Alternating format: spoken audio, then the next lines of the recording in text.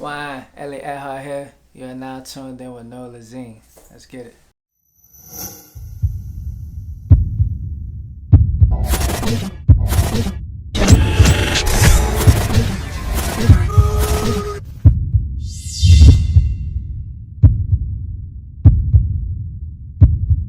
So tell the world actually, where you from?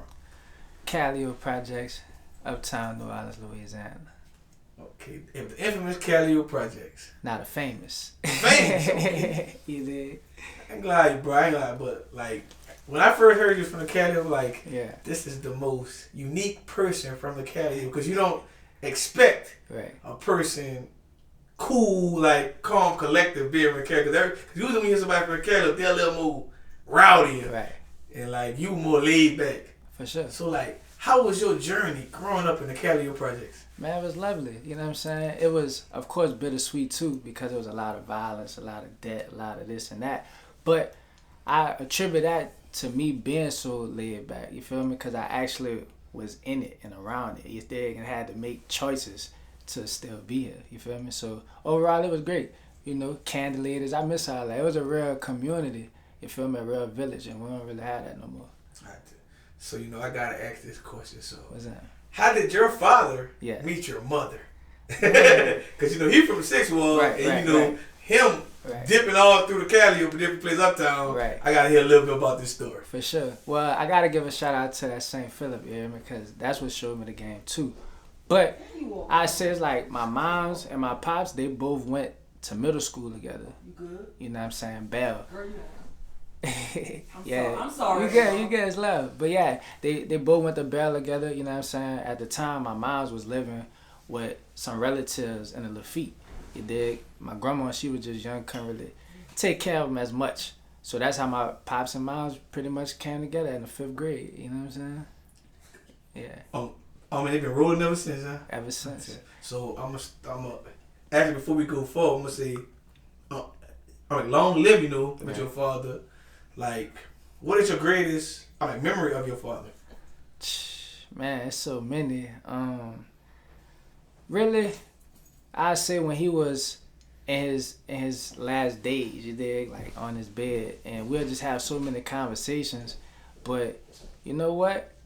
It was when he first found out I was smoking. That's when it was. You know what I'm saying? Like I started smoking weed at 13, and he was like a reason why. I used to go in the house and smell the weed, and at first he'd be like, "Man, this shit stink."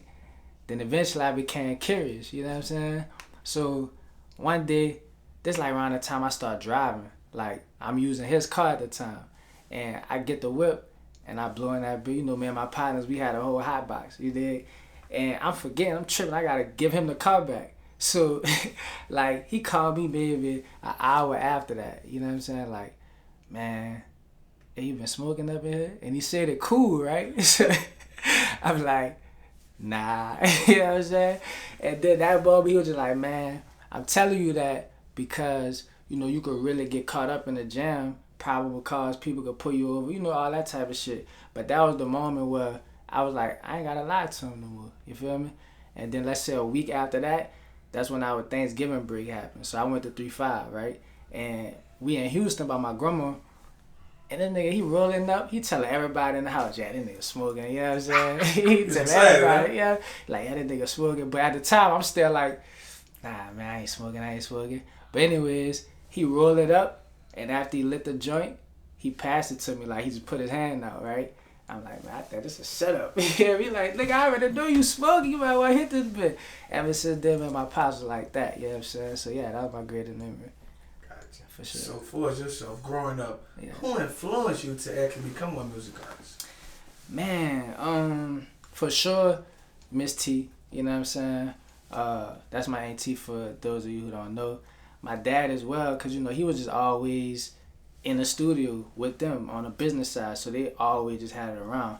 But in terms of the Calio side of it, I always was around No Limit. You feel me? So it was like that was something that really inspired me. He was always around music. Always around it. You dig? And like as I see grow as an artist, you don't actually use being from the Calio as one like stepping stone. You don't use your father's name or your aunt's name. So like actually I'm like, what was your mission? I'm like, from the start. Yeah. So from the start, I'm gonna say when I was a kid, it was just the love of rap, just the love of music. But then when I became like 15, one of my cousins had passed, Sadiq Navarro, you know what I'm saying? He actually got killed on Earhart Boulevard. So that was the reason why I added the Earhart on the end of my name, you know, pay homage to him. He was one of the people that believed in me early on, like, bro, you different, stay being you, you know, don't all this and that, you dig? So it was one of them things where I wanted to just show a different side of, you know, the New Orleans youth. It's like, yeah, we come from this, but we ain't all like this. You see what I'm saying? So that was the original message, is like being yourself. I heard y'all speak on that before. It's like a lot of times people get caught up in the facades. Like, I gotta do this or do that to be accepted. And I lost my baby brother like that, you feel me? My baby brother, like 13, he got killed by his cousin. You know what I'm saying? Like, shot in the head. So it's like, my messaging is really to be yourself, you know what I'm saying? Because that's the only way you're gonna really be able to last in this game and in the world, by being yourself. So, what you been just saying, all those people, like losing people as well, like losing your father, your cousin, and it's like also like you didn't lose your, I'm like father from gun violence, but you lost friends and cousins. For sure. So how was your mental growing up? Because like I tell people, New Orleans has one like unwritten message that people don't know. Like, we the only city where we know the killer and the victim, right, and we don't say nothing about it. Yeah. So how do you keep your mental, you know, afloat? Just it's the music. Have a day to day. It's the music. Okay. Like, literally, that's when I found my purpose. Cause like I was saying, at first it was just the love of rap, but I needed an outlet. You see what I'm saying? Like, I remember trying to go to therapy, you know, even though that's a negative stigma in our community. Like, man, you crazy if you go talk to somebody. But for me, it was like I wanted to try something different, because I felt like I was getting judged by, you know, family members. Like, why you ain't over that yet? Like, you don't understand. Like, it's really some shit going on. So, you know, at the end of the day, the music was the only thing I could afford to do. I couldn't afford a therapist, but I could afford to write these songs. You know what I'm saying? And that really saved me. Right. And so how did you avoid like going to the school, being from the Cali and actually joining in, like, you know, up to New Orleans hood types of beef and different things like that? Cause I was always myself. You feel me? Now, don't get it twisted. Like, I had fights and all that just from being from the Cali. Like, the first week or two, I remember being at 3-5. You know what I'm saying? It's like tension, just cause, you know, everybody wanna know where you from. I'm from the Cali. Now niggas like animosity just cause. You know what I'm saying? And throughout the years, you know, it's fights and this and that, but respect was there. And it's like, nah, dude, he cool, but I ain't gonna let you play with me. So that's where it all come from. It's just like being by myself. Gotcha. Mm-hmm. So, what's the average day like for you? It's interesting. You know what I'm saying? Cause it varies. It's like one day I might watch a documentary and talk on the phone with Quee all day. The next day, that was your favorite cousin, you know what I'm saying? Yeah, and look, like, throw that on the camera. Hey, look, I gotta tell you, Quee is my favorite cousin, but I always tell her on my daddy's side. But nah, that's my baby though, for real. Like, you know, I always tell her, she remind me of, really, we remind each other of a better version of my auntie and my dad, you know what I'm saying? And y'all actually first cousins. We actually first cousins. Yeah. Damn, sure. Were we the wrong version? Not the wrong version, but you damn, know, auntie in the background still talking. You gotta keep it all raw, huh? Nah, it's all good. For real though. Shout out Miss T for she's here too. She making sure he ain't saying nothing wrong. Nah, you know what I'm saying? Like, you know, cause I see. And I got cousin Quee back there. I learned from them. Like, you know, there was moments where they had their bickering and stuff. Me and Quee, we never really had that. You know what I'm saying? Like, we talked through everything, and it just be. I fight with all my cousins, man. Yeah. You did good. Yeah. For sure. Gotcha. So, do you have any brand new music coming up, or like any features that we need to know about? Yeah, for sure. So I actually just dropped a project called 369, which was fully produced by my dog Treylano, you know what I'm saying? And on that, I got a feature with 3D Nati, right? So with that, I have a series called Earhart Express, right? Where pretty much I cover different tracks that's popular, classic, whatever the case may be. And her, along with Rap City, is what inspired this. So it's like, you know, one of them dream come true moments. So, you know, I have to ask you, like, how did you get on like 3D, you know, on the song in the future, because Yeah. she's a busy person. She's a hard person to actually get in touch with. Like, you gotta have a real relationship with her. Yeah, for sure. Now it was really the people. The people wanted it. It was so many people that were telling her, "Y'all gotta do a song together," to where she couldn't ignore it. You feel me? So that's how it came. Of course, like you ain't. Yeah. If y'all gotta do it, man. Yeah. We out working, we rapping our ass off. Real talk. Gotcha. Yeah. So, far as being one music artist, what separates you from every other music artist out there? Man, for one, my name is LA, right? And with that being said, there's no other artist named LA. You get it. You know what I'm saying? My mama named Taisha. My pop's named Pookie. So all of those combinations. Is that his real name? Nah, his real name is Elvin, right? Okay. Which is my name as well, you feel me? But on the stage, I got that nickname early on, like just rocking band-aids like Nelly, you know what I'm saying? People used to be ribbing and all that. But with that being said, it's like, we all come from different point of views at the end of the day. You know, you can have 20 cameras in here at one time, but everybody gonna get a different snapshot. And that's what made me different, because I'm giving it to you from my view, authentically, you know what I'm saying? Not trying to be like nobody else, you dig? And yeah, on top of that, me and my mama got a water company, E-List Water, you feel me? So that's what makes me different. Man, pick that water back up. Yeah. So what makes your water unique from the other ones out there? What makes this unique is that it's naturally alkaline, you feel me? There's no additives up in there. I'm talking about straight from the spring, you know what I'm saying? And it was actually, you know, like the Cherokee Indians and the Confederate Army, they had a peace treaty where this water comes from, you know what I mean? So, you know, it's all about healing, and it means, again, everlasting joy, E-List Water. That's the difference. Gotcha. Yeah. So, back on the journey of the music artist. Yeah. I love to ask artists and everyone this. So, if you could date anyone in the music industry or the entertainment world, Yeah. who would it be, and tell us why? Chloe Bailey. Why Chloe Bailey? You know, I had a dream. And that dream. Hey, what kind of dream? Because hopefully, but it wasn't one. I'm like, wet one, huh? It was an E-List one, you hear me? An E-List water boy. But nah, she definitely is somebody that's on my radar for sure. So, like, how did you feel about Chloe Bailey on that last show? How I felt? Cause I'm talking about like Swarm. Yeah, I know what you're talking about. Yeah, but I know what scene I'm talking about. I know exactly what So how you felt, somebody had bent over like that. I mean, I would be there. You know what I'm saying? Next, huh? I just see what it is. You dig? It was a nice view, huh? It's a nice view. That's all. But nah, at the end of the day, she been doing that thing since a kid. Right. You know what I mean? Like in terms of what that was, Fighting Temptations right. with Beyonce. Like, so just She her grew up. evolution. She grew up. Like, so I respect her artistry at the end of the day. You know? Dope. Yeah. So I got a funny question for you. What's happening? Have you ever been catfished? Have I ever been catfished? Shit. I don't think so. I don't think I was so. about to say, before you say no, there's multiple ways to get catfished. You get catfished by a person looking like someone on Instagram and not becoming that person. Yeah. It's just a lot of ways you can get catfished. Yeah. So you sure you ain't been catfished? Yeah, dog, for real, because, like, I never really had too many people from Instagram much, social media, you know what I'm saying? If anything, catfish probably would be like she was acting one way at one time, and then when we really got together, she a whole nother person. See, I got catfished when I was young, before social media. Yeah. Like, because the club used to be a little darker.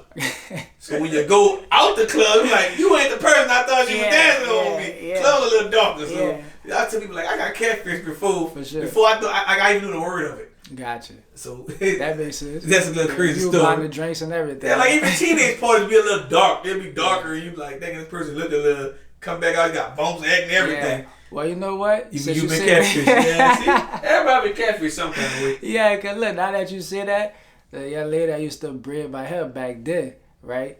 She had a cousin, she always just tried to lace me off, you know what I'm saying? She showed me pictures of her. I'm like, yeah, she's nice. You know what I'm saying? Throw me down on it. Man, I seen this girl in prison.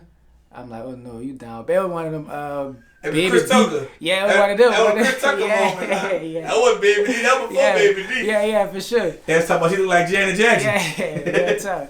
So yeah, that was one of the moments for sure. Gotcha.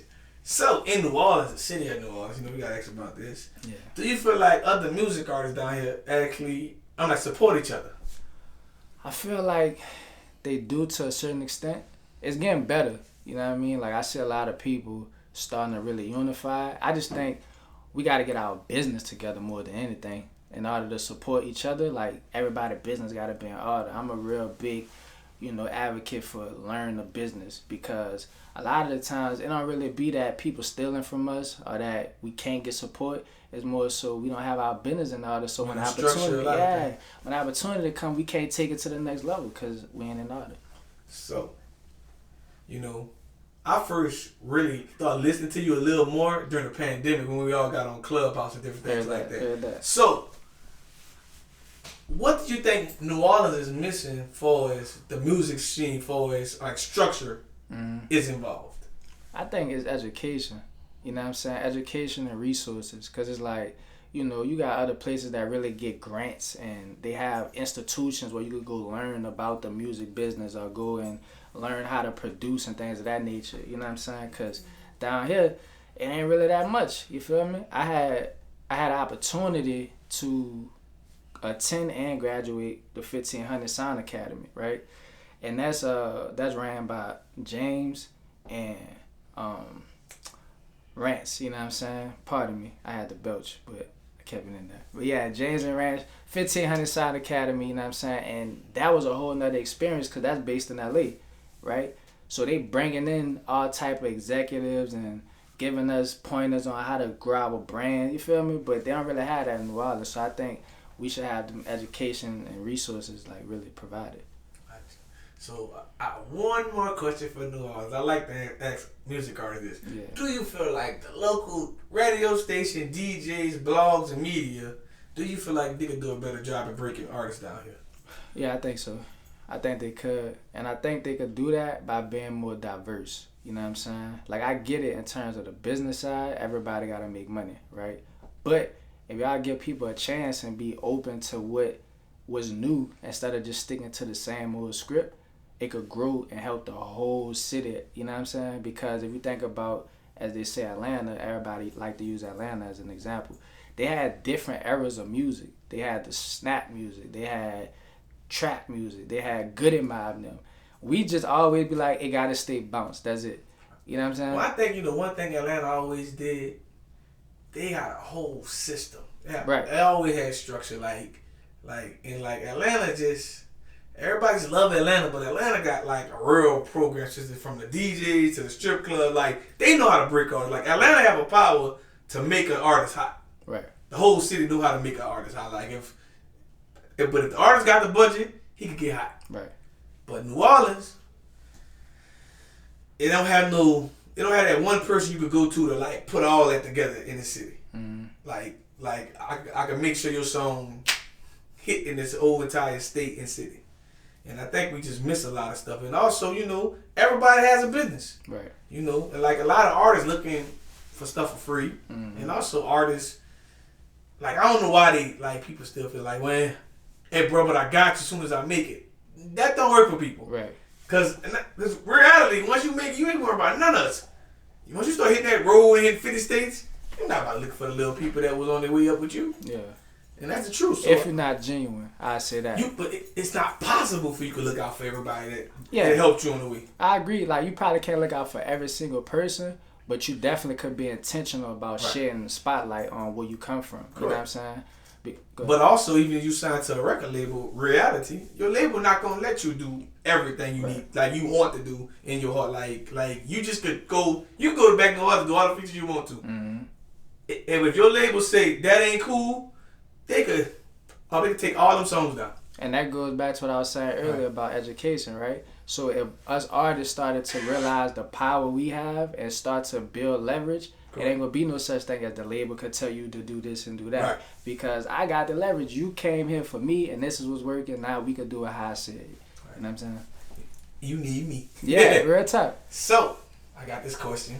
First, before I follow behind this question, all rappers felt like they gotta go get blinged out, iced out. Yeah. You came here today with not a lot. You don't have like one diamond on. Not one diamond. I might drop the phones for that. Yeah, one diamond. So explain your style. Yeah.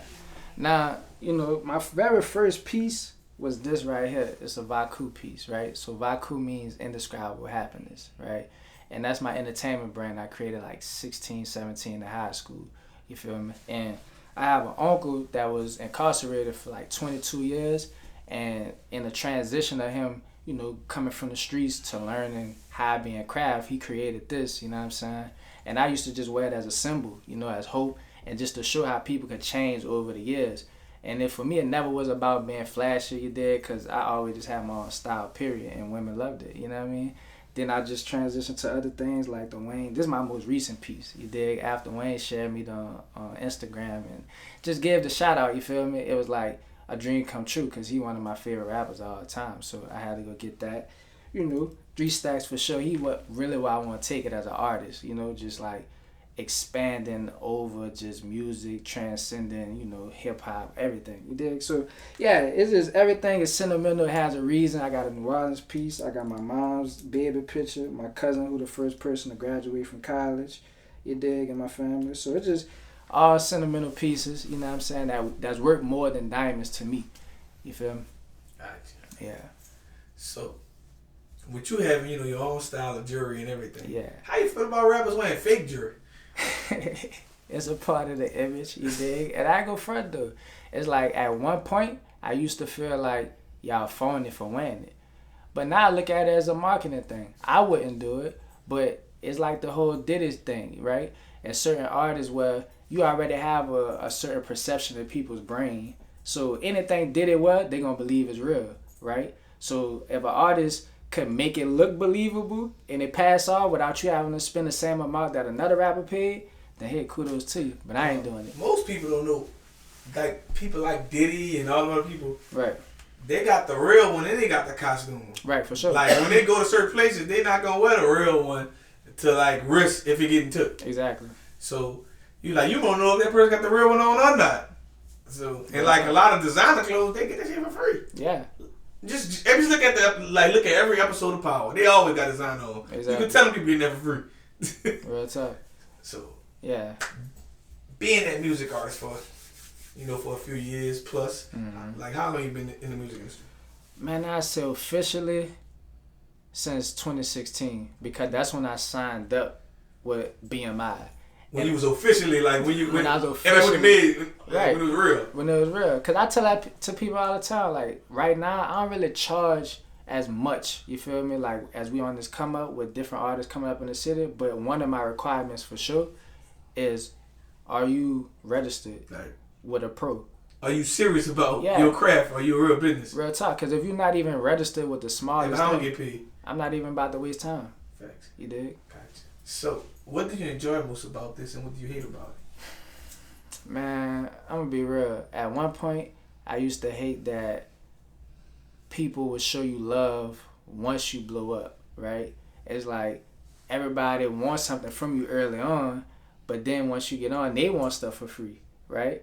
But I'm like, I never been a fan of that. Like even when my pops passed, it was so many people at the funeral. I'm like, y'all was nowhere around when the shit was, you know what I'm saying? So I was just always a real big person on give me love while I'm here, right? But now I'm matured and it's like, I really love it all now. Like the whole journey, because without the cons, the pros don't feel so good, you know what I'm saying? So everything, the journey, I'm just learning to embrace it. I love it all. Yeah. So, what's your message to like a younger kid that's watching this interview right now and won't follow on like in your footsteps? Be you. Be Vaku. You know what I'm saying? And no matter how hard it get, keep swimming. You feel me? Like that's really my message. Cause like I said before, my baby brother lost his life due to the fact of falling to facades and all this stuff going on. And you know, we just had that conversation earlier. Shout out to Top Down Management. You feel me? It's like one of the things that I learned. Matter of fact, I'm gonna ask you this: who would you say is the top 3 rappers in the game right now? Like hottest rappers. Rappers like right now. Right now, the hottest rappers. On my opinion, I'm not really a big rap fan, but I know who. For sure. I'm gonna get a 4 because this is the top 4. Let's do it. It's Drake, Youngboy, Lil Baby, and Lil Durk. And Lil Durk. All right, cool. Now, out of those 4 people, they got one person who's not considered the hottest, right? But he just broke the record for the most sales ever in touring history, like in terms of hip hop, I should say, and that's Kendrick Lamar, right? Now he's not considered the hottest. He don't get played in the club. Most people gonna be like, man, we don't want to hear that, whatever, whatever. But again, he sold more tickets than Drake, Lil Wayne. Well, we can go deeper than that. You know what I'm saying? There's an artist that sold more than a lot of them independent and still probably richer than a lot of them. Who that? Tech Nine. Right. And Tech people Nine wouldn't got know a crazy that. fan People base. wouldn't know that. He don't even need the industry. Exactly. And if people never really paid attention, but Lil Wayne actually went go grab Tech Nine to boost his sales. Right. Like maybe about 5-6 years ago. If you really watch it, right, it's you really pay strategy. attention. It's strategy. Like you ain't gonna get an independent artist that you know got a whole different cult. Whole base. He have a cult. Yeah. Like he was one of the first people I saw with a real cult following for a rap artist. Right. Then Currency. Right. But like Tech Nine was the real deal. And shout out to Spitter, man. Yeah. Like Spitter, you know, we had several conversations on the phone and he gave me advice, you know what I'm saying? Like at a time when it was needed, when I was thinking about giving up, you know what I'm saying? So shout out to Spitter. But yeah, at the end of the day, like I said with the That was Kendrick actually and all that. next question to Oh, you. all right. Has there ever been a point in your music career Yeah. when you want to give up? For sure. You know what I'm saying? So what happened? Man, it's always a thing where you like, did I make the right decision? You know what I'm saying? Like, you know, because I know in the sense of where my mind at on the business side, I could be way further along if I just focus on X, Y, and Z. But the music just always calling me, you feel me? Like, I remember one time, last summer actually, you know, I had a similar situation talking to my cousin Quee. We like, man, this might be the last year, you know what I'm saying? Like, we gonna probably pivot and take another route. And then I get the call to perform at Essence.